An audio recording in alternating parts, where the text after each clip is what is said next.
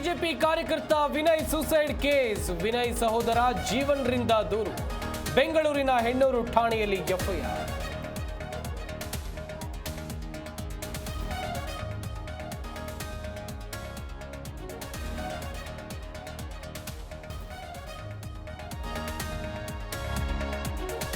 ನಾನು ಮತ್ತೆ ಅಧ್ಯಕ್ಷ ಸ್ಥಾನದ ರೇಸ್ನಲ್ಲಿಲ್ಲ. ಅಧ್ಯಕ್ಷ ಸ್ಥಾನಕ್ಕೆ ನಮ್ಮಲ್ಲಿ ಯಾವ ಪೈಪೋಟಿಯೂ ಇಲ್ಲ.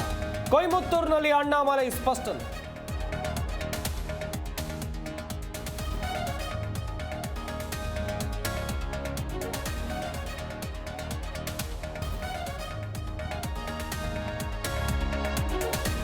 ಬಾಣಂತಿಯರ ಸರಣಿ ಸಾವಿನ ಆಡಿಟ್ ವರದಿ ರಿಲೀಸ್. 10 ವೈದ್ಯರಿಗೆ ನಿರ್ಲಕ್ಷ್ಯದ ಕಾರಣಕ್ಕೆ ನೋಟಿಸ್. ವರದಿ ಬಿಡುಗಡೆ ಮಾಡಿದ ದಿನೇಶ್ ಗುಂಡೂರಾವ್.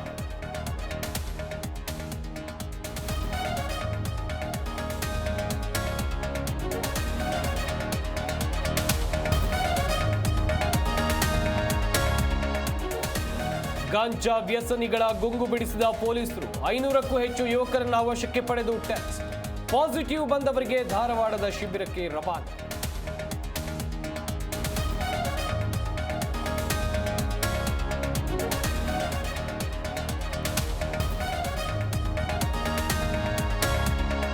ಕೃಷ್ಣಾ ನದಿ ಮಣ್ಣು ಅಕ್ರಮ ಸಾಗಾಟ. ನದಿಯ ಒಡಲು ಬಗಿತಾ ಇರುವಂತಹ ಇಟ್ಟಿಗೆ ವ್ಯಾಪಾರಸ್ಥರು.